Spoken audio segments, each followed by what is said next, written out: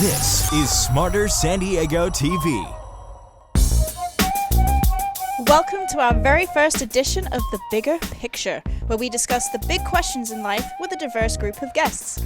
Today we are joined by Rabbi Josh Burrows. I'm here to talk about the Jewish take on all these questions that Derrick apparently has for us. I think it'll be exciting and fun. Yoga instructor Heather Foat. I am really excited to go beyond just surface level talk. I'm excited to see how this will all unfold today. Psychiatry professor Tahir Bhatti. We're going to talk about the big questions, right? So does God exist? Purpose of life, why we're here. I'm excited. I think it's going to be great. And meditation coach Ayesha Suneja. This is my favorite topic. Nobody ever really asks you, right? What do you believe about God and the purpose of life and why are we here? That's what I'm going to talk about. Welcome back to the show, everybody. Oh man, this is so exciting. Taking it to the next level here in Smarter San Diego TV, where we guarantee to make you smarter than everyone else. We do it all commercial free. The Bigger Picture, this is the first edition of The Bigger Picture, so we're going to tackle some of those questions that are a little bit above water cooler grade, if you will. So not about sports, not about traffic, but about the things in life that sometimes I feel like we don't talk about enough these days. Holy water cooler? Yeah. You're welcome. Good. Way to pitch in, Rabbi. Right? I appreciate that. So, I think the biggest question, and I see this happening personally right now a lot more people, a lot more atheists in the world now than there have ever been. That seems to be a growing population, a lot more agnostics. I'm not saying there's anything wrong with any of this. I'm just saying this is a fact of what's happening right now. A lot more people are questioning the potential reality or existence of God. So right off the bat, I think the biggest question out there, if you want to look at our existence, is God or no God? Tahir, what do you think? This is what I have to say. I believe God is not a noun, but it's a verb. I believe God is an experience. And it could be God, Goddess, infinite spirit, universe, whatever word people use. But I also have to say that for my own life, is that beautiful sunset, it was amazing experience, this connected sense to whatever outside of you, someone else. To me, that's God. I think God's outside of you, I think God's inside of you, I think it exists all around us, but we're trying to get to that space where we're connecting on a deeper level. And to me, it's an experience, it's a verb. And God is not a noun, someone out there, it's something that you have, that you experience. And anybody can have that. Interesting. So a total change in how you look at the word itself is what you're thinking. Yeah. It's an experience, it's a verb. It's not a person, a place, or a thing, but more a feeling or some sort of connection that you get. Yeah. Interesting perspective. Aisha, what do you think? I agree. I really like the idea of the experience because no one can really tell you what God is or who God is. It has to be a personal experience. But back to your question, is there a God, is there not a God? I think there's a prerequisite to that question, and the prerequisite for me is who's asking? What part of you is asking? Because if it's your mind asking that question, I don't think you're ever going to get an answer that'll satisfy your mind, because your mind is meant to evaluate, it's meant to analyze, criticize, judge, condemn, or compliment, or praise. It's not wrong, it's its job. We call it dharma. Your dharma is what you are meant to do, what your purpose is. So the dharma of water is to be wet, and the dharma of your mind is to question and evaluate and analyze. So if you're asking the question from the mind, you're never going to get an answer to satisfy you. But if you ask from another part of you, if it's a soul asking, is there a God, then there is no more question, because you can't ask something that you already are. Wow, that was a big twist. Oh my God. So let me try to interlude just to give you a little I'm break. so glad I'm here for this. It's amazing. You said water, the dharma of water is to be wet, which is an incredible thing all in itself. You take hydrogen and oxygen, two extremely dry things, and you add them together in a certain way, and all of a sudden you get wetness. And this is sort of back to the whole idea of, there is no duality, right? That's a whole nother question. There's no such thing as wet and dry. They're one and the same thing. They're just opposite sides of the same coin, like life and death. Absolutely. No such thing as the difference between the two. We should really just have one word for that, because right now you're living, but you're also dying. Right. And within life, within death, there's a lot of life. If you ever feared for your life before, if you've ever been face to face with a wild animal or something like that, and you felt that death was a possibility, you would be very alive right then, wouldn't you? So that's a really, really good point. I appreciate that. Josh? Oh, thank you for that nice little segue. I definitely appreciate it. I mean, I think what makes that question so interesting is how much we focus on it. In a way, to me at least, although I do find the question extremely interesting, I find that question sort of secondarily interesting over what it is that we sort of do with our faith. It's one of those things where, whether or not a person believes in God or not, it almost is irrelevant. It's so not interesting because they either do or they don't. There isn't necessarily like a straight path to it. The more interesting thing for me is, well, you have these beliefs, well, what do you do with it? So for me, I find that the answer to that question is really yes and no. Is there a God of the Bible? Is there a God of literature? Is there a God that, exists in reality that's the same God that we've put into our literary sources? I personally don't believe in that God. But I do believe, and then the other question is, well, then what is God sort of in the minds of people? And you might say that, God is biography. Theology is always biography. So if you want to know what a person believes about God, you have to understand what their life story is, and that connects you and sort of your understanding of what they believe about God. Me personally, I do believe that there is a God and that God exists, and that the sort of entire universe in that way, all of existence, is a part of this single God, this oneness, this overall oneness that exists. And we are minuscule, tiny cells within that overall body. And that's what I personally believe that God is.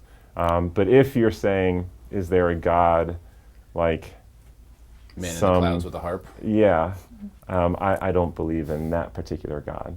However, if a person does believe in that particular God, I think it does behoove us to show them respect in the particular belief system that they choose. So you're saying it matters much less what someone believes and much more what they do with their beliefs. Yes, that to me is the way more interesting question. A person can believe or not believe. My question is, what are they going to do with it? What are they going to do with it? It's a huge point that you make there, Yeah. Rabbi. You're going down the yogic direction, by the way. It's a good segue for Heather. I know. Because, like, the yogis, we have you guys like outnumbered today. But that's part of yoga, in a sense. The truth, is what really matters. And, if you two believe, you two say God and you two say no God, have you gotten any closer to truth? Yeah. Have you gotten any further away? Does the sun not fall on you now? And the reality is, it does. It's the same for all of us. Yeah. And you haven't gotten any closer to truth, and you haven't gotten any further away, and vice versa. So a very, very good point from the rabbi. Heather, are you ready to jump into this? I am absolutely. I think this is wonderful. Prior to yoga, I was one that was always seeking God outside of myself. And I think through the practice of yoga, it's completely alternated that. My relationship with God and growing up was quite interesting because I went to church a lot. And then when my parents divorced, it became magnified just to help us through the process of going through that. And then as I would grow up and go into high school, my mom would have Jehovah's Witnesses and Mormons come and sit with us on the couch to introduce us to other religions. And that just started to spark me to recognize that there is so much more out there as opposed to what I was being taught, which was, in my mind, a white man in the clouds that if it was raining outside, I thought he was crying, or if there was thunder, that he was like up there throwing thunder down because he was upset at people. That's the imagery that I had. And then in hearing other religions and then going off to college and learning women in religion, dating an atheist, my relationship has definitely gone through its ups and downs. And I think that as opposed to looking outside of myself, this practice has helped me to look within.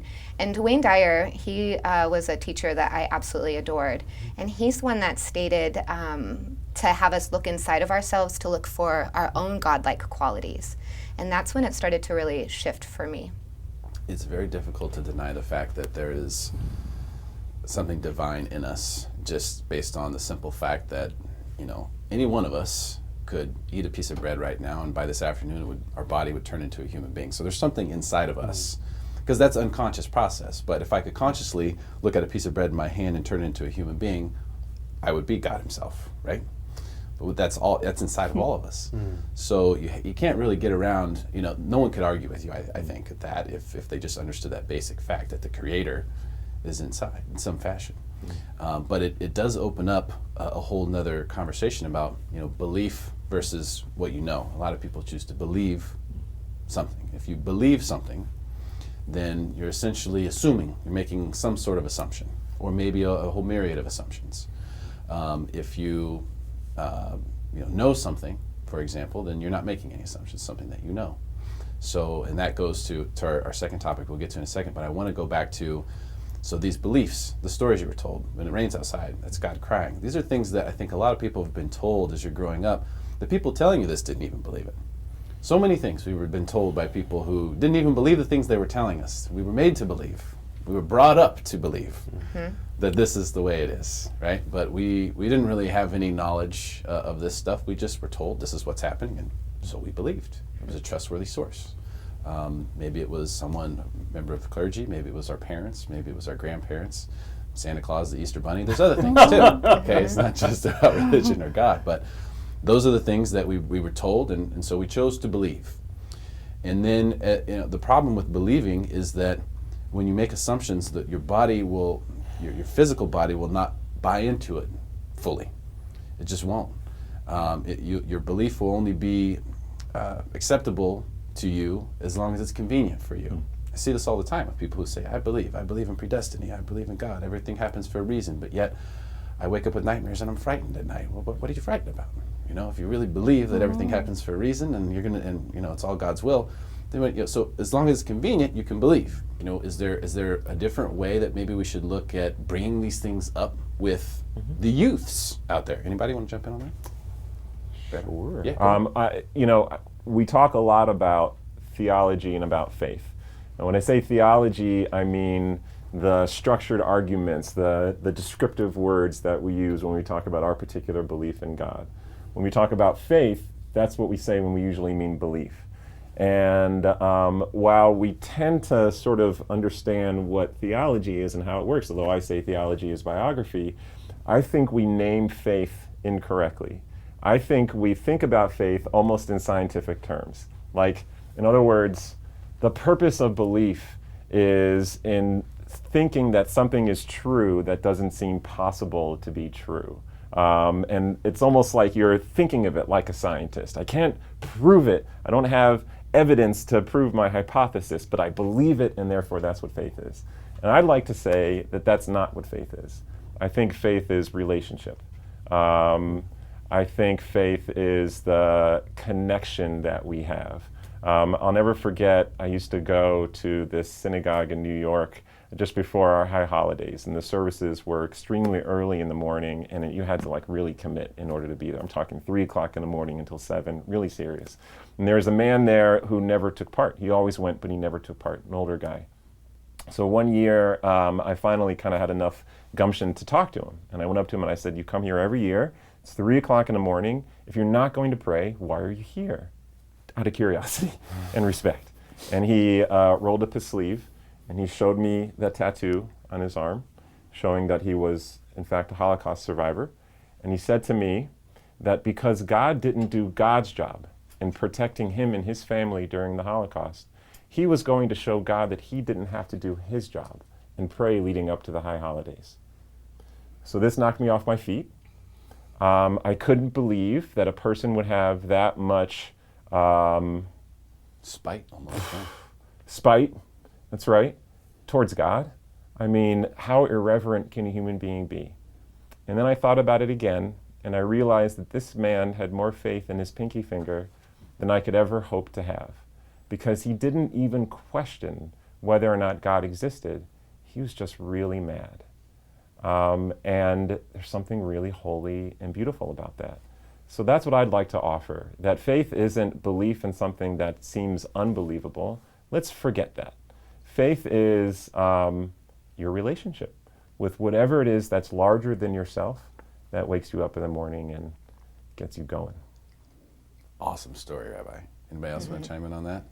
Yeah, I just want to just add to that, is I do believe about that sense that, going back to the God question about faith, that it's about the belief you hold about yourself as well in a kind, loving way. So I always aspire for myself and for other people I work with, saying, I want them to live their best, highest, most loving, most authentic self. And as they do that, they're connecting, I think, to their higher self, their God self, that part of them that the picture's bigger than being in that space where we get caught up in the ego and into the anger or the fear. And all that's still part of it, still part of the equation of life. But I think we can aspire to be greater and grander and more loving, right? And that to me is kind of adding to that. Right? I love the story you say and saying that to me that's being connected. That's the relationship. And then it becomes outside of me, it becomes inside of me, it becomes everyone around me.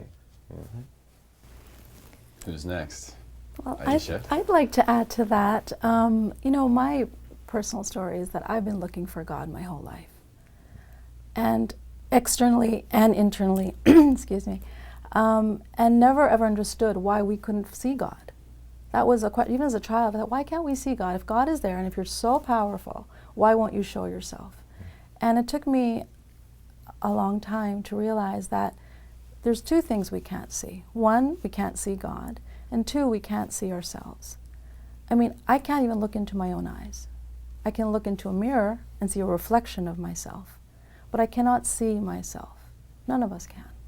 So then what is that? Why is it that we cannot see God, and why can we not even look at our own face or look into our own eyes? If all the mirrors were taken away, we couldn't even see ourselves. And what I found was they're one and the same. There is no difference. If you're looking for God, you'll find yourself. If you're looking for yourself, you'll find God. I believe that you can't separate the two. So it's quite wonderful that you can't see God, because if we were able to see God or ourselves with the senses that we have in this limited capacity of the body, although it's brilliant and all that can do, our ego would step in and we would start to evaluate and criticize and separate. And because we can't separate, because we can't see God and we can't see ourselves, we can only have the potential to experience God and experience ourselves. And that's a whole different thing. Bam. That's a mic drop moment right there, honestly. It really is. I mean, you described everything about yoga and union all in one. I mean, I was going to go to Heather. I don't know. Yeah. Did she steal your thunder? Oh, no. No, I absolutely would love to piggyback on that, because I think that's my intention as an instructor of yoga, to help people see themselves, to help them embrace themselves and honor themselves, and as well see in the ways that they get in their own ways. I try to take my students on an experience every day, every week, to help them just recognize who they are and to embrace who they are, not by what the thoughts are creating, that neighborhood gossiper that exists in the mind that likes to criticize and judge and always have opinions. I want them to drop in and down to the whispers of their heart, because we can very much so get in our own ways, but by remembering our true nature, which essentially is joy and peaceful. That's what the practice of yoga is, to help a person to connect intimately to the core of themselves. And I think that we need those spaces throughout the day to check in and to stop movement, to stop life, so that we can go in within ourselves and see what's going on. Yeah, totally agree. I mean, yoga, union, connecting the inner and the outer so that there's just one, right? That's sort of the idea behind the definition of it. And I agree with you that in the practice of yoga and the physical postures and in the ethical practice, you can definitely learn something about yourself. No doubt about that. I think it's different for everybody, but there's something about it. There's something physical, because as you said, the mind, if you try to figure it out, Ayesha, if you try to figure it out in your mind, right, you'll find that it's so difficult, because the intellect's always cutting everything up. And even if you could see God, immediately you would judge it, just like you said. You would start cutting it up. In yoga, there's something about the body that's different, that's more reliable. And in doing the physical postures and doing the meditations, you can attach to that more reliable, more stable, more real element of divinity that is within the body, which we've already proven, right, earlier on in the discussion. So I do believe that we can talk about this all day. Did you want to add something else to that? Yeah, I just want to, one of my favorite Indian proverbs states that within ourselves we have 4 rooms. We have the physical, mental, emotional, and spiritual room within ourselves. And oftentimes we just hang out in one of those rooms. And through the practice of yoga or a walking meditation or anything it may be, but for myself I'll speak to yoga because it helps you to air out each of those rooms. It's a physical practice, emotional, spiritual, and whatnot. And when we're able to do that, I think we're able to feel more like a complete person. But I think that we kind of need to air out every single one of those rooms as opposed to hanging out in just one. Yeah, or none. I mean, because it's frequently people are so busy they don't spend any time on themselves at all. And There's autopilot. Yeah, that's where I think yoga can really help people find them kind of detached from that. So I want to jump to our second topic, and Rabbi, I'm sure you get this question all the time, the purpose of life. This is one that will go on forever as a discussion topic, but I would love to hear the insights. We have such a brain, collection here that I like to tap into it. Purpose of life, someone comes up to you and asks you that. My faith is sort of funny because Judaism isn't like other faiths that are very dogma sort of answer based. My faith is a lot more of a texture, I would say, than a dogma. It's more of an experience or a process than it is really anything else. And so on questions like this, what's sort of interesting is that for a rabbi, I find myself really embracing agnosticism on questions such as this. I mean, to be able to, would I really want to have the answer to such questions? I don't know if I'd really want to know the answer to such questions, but I can tell you that my faith will say it depends. It depends on who you are. It depends on what you believe is going to be a qualitative life. There are going to be as many different answers to that question as there are human beings. There's a saying, a sort of loose saying that we Jews have, where you say every 3 Jews there are 4 opinions, which on one hand is a very interesting psychological thing, because it might be saying that every 3 Jews, 1 out of 3 of us have multiple personalities, which is not the case. However, it's concerning.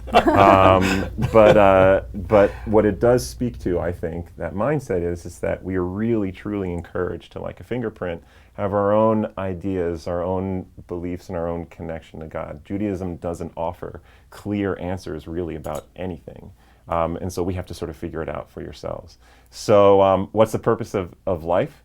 To try and figure it out, I think, is what the purpose of life is. What's the purpose of life? To answer that question. And it's going to be different every step of the way. My purpose in life now is a heck of a lot different with 2 beautiful daughters than it was prior. And I think that's how it goes.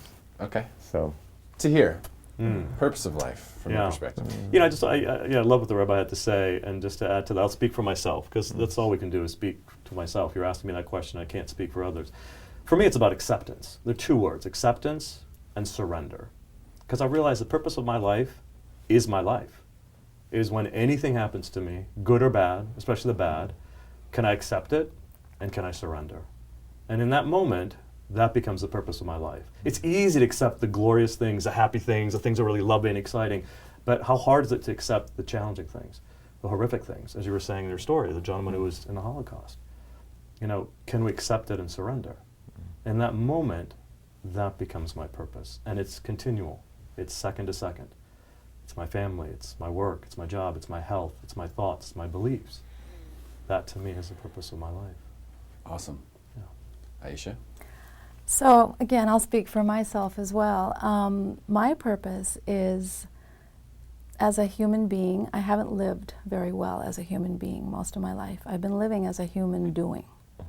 And I've been just doing and running and trying and achieving, and I've never really taken the time to just be and to appreciate how much potential there is in just being. So I'd like to start living as a human being. And that's my purpose. Love it. that's so clever. Heather? Yes, well, obviously I concur with what everyone has stated here. I remember going through a time where I was trying to figure some things out, and someone blessed me with just stating, "I wish you happiness and health." And that's all I needed to hear, and it was just so simple. If we could all just be happy and healthy. I think my purpose is to wake up happy, to try to understand with my own awareness if I am internalizing any suffering, and with that, trying to fall below it, or more so, rise above it. So I'd love everyone to be happy and healthy. This is amazing. We all have different answers for this. Imagine that. I think the purpose of life is to just be present. And that's the only thing we owe ourselves and everyone around us, is to just be right here, right now. And if we can do that and take action as it's needed, then everything will work itself out. And as far as the way that you feel and the way that you are, just be the way you want to be. Who's stopping you? And that's it for the bigger picture. Thank you guys so much for being here. Thank you. Thank you. It's Thank beautiful. you. Awesome. Stick around for more Smarter San Diego TV, where we guarantee to make you smarter than everyone else, commercial free.